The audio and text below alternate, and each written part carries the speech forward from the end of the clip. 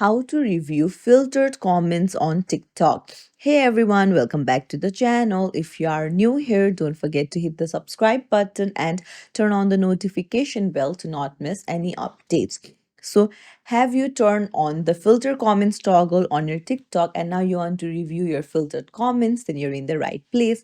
Let's dive right in. Open up your TikTok app, go to your profile in the bottom right corner, and then go to the three lines in the top right.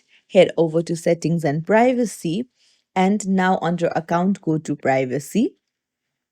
Under interactions, you'll find comments, and then you can see review filtered comments at the bottom. Just tap on it, and then here you'll find all of the filtered comments. So there you go. If you found this tutorial helpful, don't forget to like the video and subscribe to our channel for more tips and tricks. Thank you for watching.